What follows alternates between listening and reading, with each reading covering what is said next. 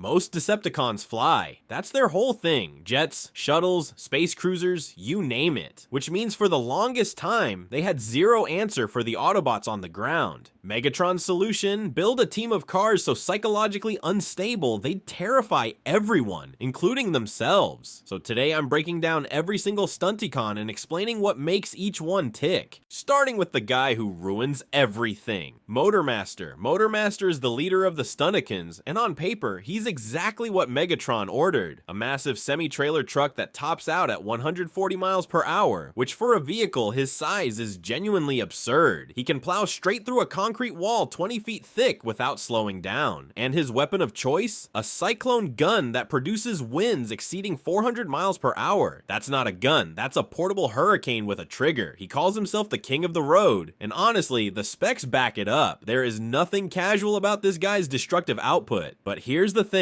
Motormaster has exactly one obsession, and it's not winning the war, it's destroying Optimus Prime. That's it. The entire King of the Road title means nothing to him unless he can prove it by ripping Optimus apart with his bare hands. Every mission, every battle, every strategic objective is secondary to that singular fixation, which is, you know, not ideal for a team leader. And his leadership style? Pure terror. He doesn't want loyalty, he wants total subjugation. Zero mercy, zero compromise, zero interest in whether his subordinates are functional or happy or even alive. He rules through brutality because brutality is the only language he speaks. Here's where it gets complicated. His teammates absolutely despise him, every single one of them. They follow Motormaster because they're terrified of what happens if they don't. And that resentment doesn't just stay contained. When the Stunticons combine into Menasor, Motormaster forms the torso. He's the core consciousness of the entire Gestalt, which means all that hatred, all that dysfunction, all that psychological damage gets baked directly into Menasor's brain. The irony is almost beautiful. The thing that makes Menasor possible is also the thing that makes Menasor broken. You need Motormaster at the center to hold the Combiner together, but his personality is the exact reason the Combiner can barely function. Menasor's only coherent thought when fully formed is to destroy whatever's in front of him, because destruction is literally the only thing all five minds can agree on. Debuting in 1986, Motormaster set the template for everything wrong with the Stunticons from day one. He's the foundation, and the foundation is cracked. But if Motormaster is the tyrant holding this team together through fear, wait until you meet the guy who thinks he's better than everyone, including Motormaster.dragstrip. Every team has one. That guy who scores a single goal in a casual game and then talks about it for 6 straight months like he just won the World Cup. That's Dragstrip, except he's made of metal, transforms into a Formula 1 race car, and has been doing this for millions of years. Nobody has ever suffered more than the beings forced to exist near him. Dragstrip is the Stunticon speed specialist, and in fairness, he's good at what he does. Fast, aggressive, capable in a straight fight. The problem is that he knows it. He knows it so deeply, so completely, that his entire personality has collapsed into a single function: winning and then telling you about it. He doesn't just enjoy victory, he lives for the bragging rights. Every race won, every Autobot outmaneuvered, every minor accomplishment gets replayed in excruciating detail whether you asked or not. Which you didn't. Nobody ever does. Here's the thing. It's not just his teammates who can't stand him. The other Decepticons, Megatron included, would gladly pummel Dragstrip into scrap for being plain obnoxious. Let that sink in for a second. Megatron, a warlord who tolerates Starscream's constant betrayal attempts, who puts up with Skywarp's pranks, who endures whatever Rumble and Frenzy are doing on any given Tuesday. That Megatron looks at Dragstrip and thinks, I want to hit this guy. That's a special kind of annoying. That's a gift. But Dragstrip's ego isn't just a personality flaw. It's a structural problem for the Combiner. When the Stunticons merge into Menasor, Dragstrip can function as either an arm or a leg depending on the configuration. Versatile on paper, psychologically a nightmare, because Dragstrip cannot accept being a supporting component. He needs to be the star. He needs to be the one in charge, the one getting credit, the one whose name gets mentioned first. And inside Menasor, that's not his role. That's Motormaster's role. Motormaster's consciousness dominates the Gestalt. His will controls the body. So now you've got a tyrant who demands absolute submission, fused with a narcissist who is constitutionally incapable of submitting. Motormaster says, I am in control. Dragstrip says, but have you considered that I'm amazing? And this argument doesn't happen once. It happens constantly, echoing through Menassor's shared consciousness like a headache that never goes away. If Motormaster's leadership was the first crack in Menassor's foundation, Dragstrip's ego is the second, a limb that genuinely believes it should be the brain, not because of ambition or strategy, but because it simply cannot imagine a universe where it isn't the most important thing in the room. But at least Dragstrip cares about something. The next Stunticon we need to talk about has the opposite problem entirely. Dead End is the most fascinating Stunticon, and it's not even close. Not because he's the strongest or the fastest or the most dangerous. It's because he genuinely, fundamentally does not care about anything, and somehow that makes him more interesting than every other member of this team combined. Here's the thing about Dead End. He transforms into a black Porsche 928, which is a gorgeous vehicle. Sleek, elegant, the kind of car that turns heads in a parking lot. He's packing a double-barreled compressed air cannon, which gives him respectable firepower in any engagement. On paper, he should be a solid Decepticon soldier. Fast car, good weapon, no obvious mechanical flaws. But Dead End has a problem that no amount of engineering can fix. He's a nihilist. A deep, committed, philosophical nihilist who has looked at the entire Autobot-Decepticon war and concluded that it's completely pointless. His reasoning is actually hard to argue with. Every Transformer eventually deactivates. Every single one. Winners, losers, heroes, villains. They all end up the same way. So why bother fighting?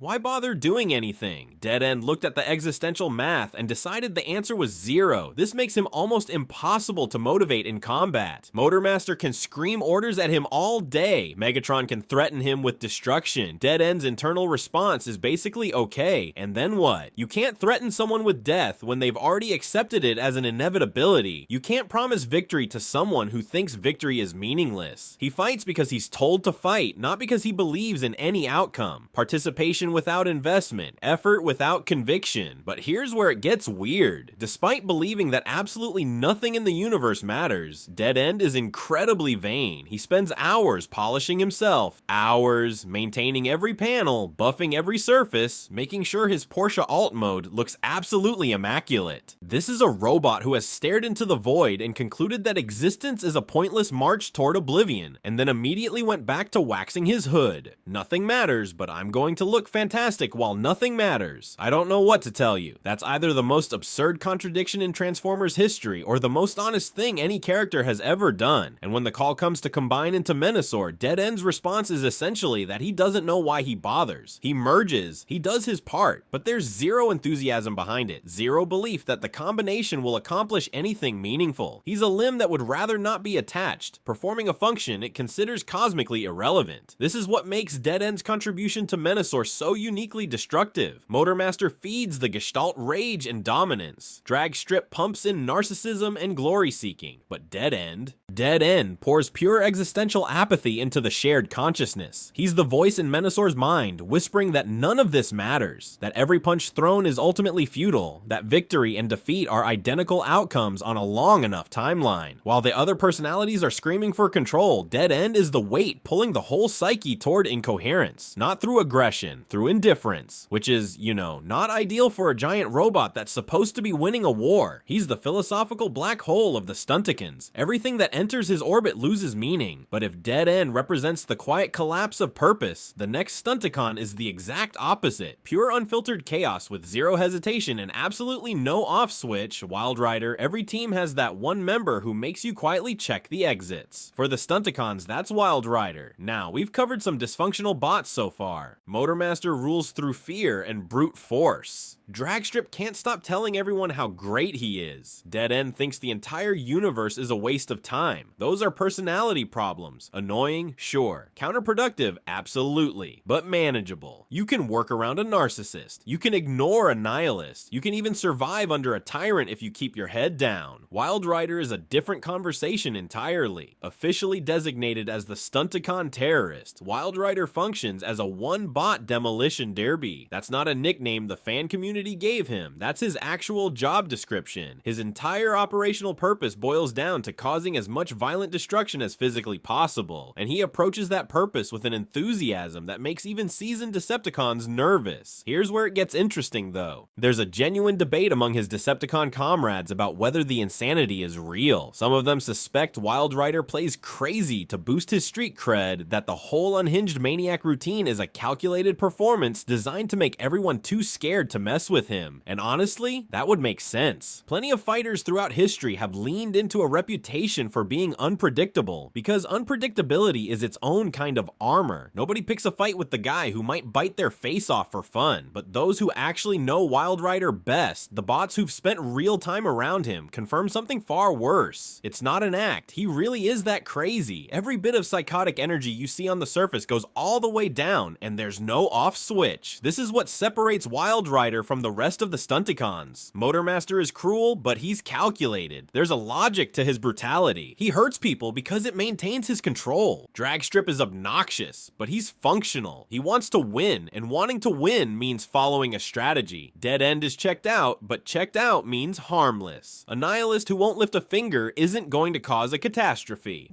Wild Rider has zero strategy, zero filter, zero predictability. His psychosis isn't ego, it isn't depression, and it isn't paranoia. It's raw, unprocessed chaos with absolutely nothing holding it back. He doesn't destroy things because he's angry or because someone told him to. He destroys things because the thought entered his head, and the gap between thought and action simply doesn't exist for him. And that makes his own teammates afraid of him. Think about that for a second. The Stunticons, a group already led by a violent tyrant already populated by deeply unstable individuals, don't feel safe sharing the road with this guy. When your team includes a megalomaniac, a narcissist, a fatalist, and a paranoid wreck, and they all agree that you're the scary one, that tells you everything you need to know. For Menasor, Wild Rider's contribution to the Gestalt consciousness is genuinely terrifying. You've already got Motormaster's tyrannical need for domination forming the core. Dragstrip's ego is fighting for attention. Dead End's nihilism is whispering that none of it matters. Now pour pure psychotic impulse into that mix. No direction, no restraint, no strategic filter whatsoever. Just raw, violent energy surging through a consciousness that was already fractured beyond repair. Wild Rider doesn't make Menasor unstable. Menasor was already unstable. Wild Rider makes Menasor dangerous to everyone, including himself. But if Wild Rider is the member who makes the Stunticons dangerous to themselves, the last member is the one who makes them dangerous to watch. Breakdown.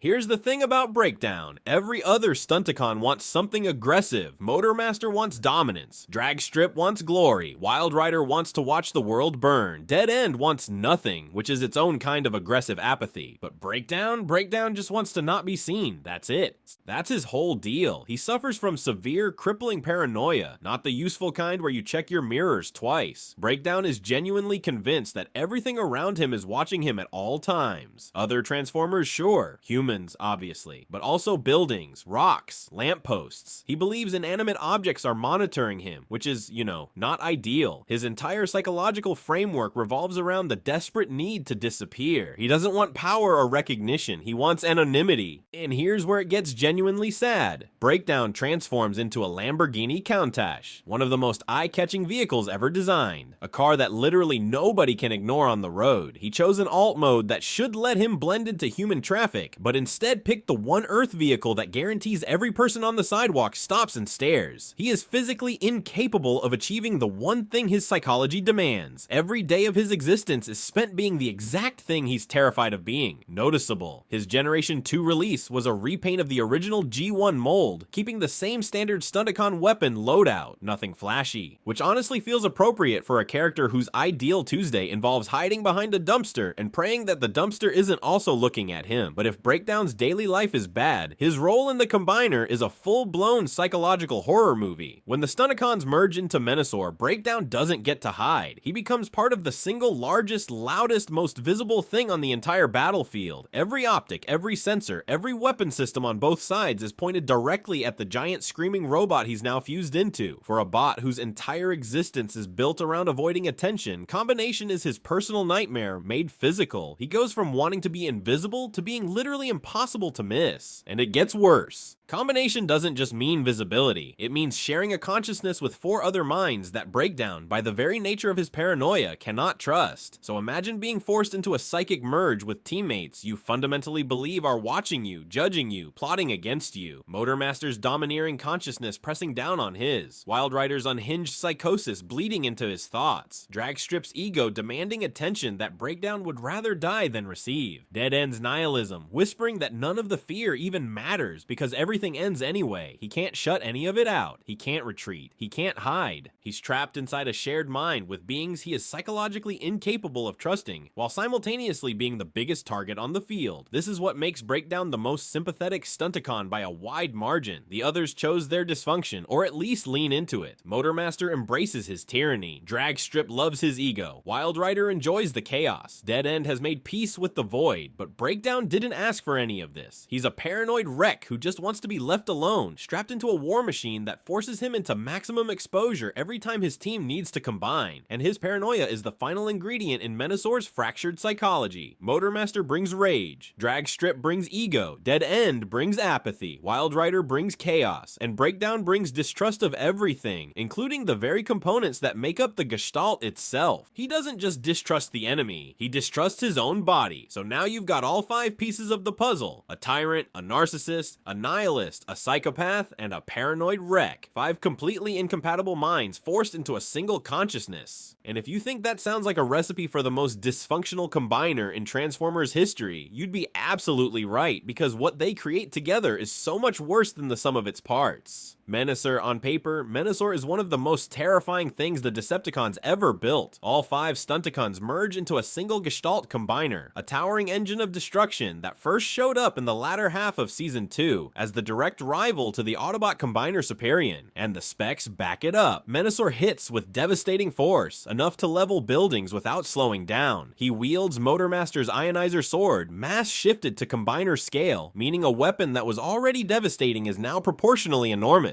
He's got the Cyclone gun capable of producing hurricane force winds that can scatter Autobots like debris. The Combiner Wars figure stands 11.5 inches tall with 30 points of articulation, 8 per arm, 6 per leg, with Breakdown and Dead End forming the legs, while Dragstrip and Offroad serve as the arms. Fully released in May 2015. Everything about Menasor screams unstoppable military asset. But here's the thing, Menasor is broken, not physically. Physically, the combination works perfectly. 5 vehicles merge into one giant robot without a single mechanical hiccup. The problem is entirely upstairs. Because Motormaster is so universally despised by his own team that when their minds attempt to mesh during combination, the process basically short circuits. The bodies fuse together beautifully. The consciousness turns into a 5-car pileup. And now every single psychological dysfunction we've talked about is happening simultaneously inside one skull. Motormaster's tyrannical need to dominate everything. Dragstrip's narcissistic obsession with being the best. Dead End's nihilistic conviction that none of this matters and everyone's going to die anyway. Wild Rider's genuine, unfiltered, psychotic violence. Breakdown's pervasive paranoia that everything, including his own teammates, is watching him and plotting against him. 5 completely incompatible psychological frameworks, all operating at full volume, with 0 resolution. Imagine trying to drive a car where 5 people are all grabbing the steering wheel at once, and one of them doesn't believe in roads. One of them thinks the car is trying to kill him. One of them just wants to crash into things. One of them is screaming about how he's the best driver, and one of them is trying to beat the other 4 into submission. That's Menasor's brain. Every second of every fight, Megatron built the Stunticons to be his ultimate weapon against the Autobots. A combiner that could dominate the roads, crush Superion, and tip the war in the Decepticons' favor. And on a purely technical level, he succeeded, but what he actually created was a weapon that cannot be aimed. Menazor's only clear thought, the single coherent impulse that survives the psychological chaos, is to destroy whatever is closest. That's it. That's the entire tactical playbook. Not destroy the Autobots, not complete the objective, just destroy whatever is nearest, including fellow Decepticons, foolish enough to be standing anywhere in the vicinity when the Stunticons combine. And that's not a bug, it's the inevitable result. Destruction is literally the only point where all 5 competing psychologies converge. Motormaster wants to dominate through destruction. Dragstrip wants to prove he's the best by destroying things. Dead End figures if everything's meaningless, destruction is as valid as anything else. Wild Rider wants to destroy things because he's genuinely insane, and Breakdown wants to destroy things before they destroy him. 5 completely different reasons, one identical conclusion: break everything. The irony is almost poetic. Megatron spent all this effort creating a team specifically designed to give him a strategic advantage, and the result is a combiner so mentally unstable that deploying him is basically rolling a grenade into a room and hoping it rolls toward the enemy. Menasor is dangerous not because he's powerful, although he absolutely is. He's dangerous because he's powerful and incoherent. All that raw strength means nothing if you can't control where it lands. So that's every Stunticon, a tyrant nobody respects, a narcissist nobody can stand, a nihilist who doesn't see the point, a psychopath who sees every point as something to crash into, and a paranoid wreck who's convinced the universe is watching him. 5 deeply broken individuals who somehow become even more broken when you put them together. Menasor stands on the battlefield as a combiner at war with itself, 5 minds screaming in different directions, united by exactly one impulse: destroy whatever is closest, and hope it isn't you. If you enjoyed this video and want to see more, click the video on the screen now.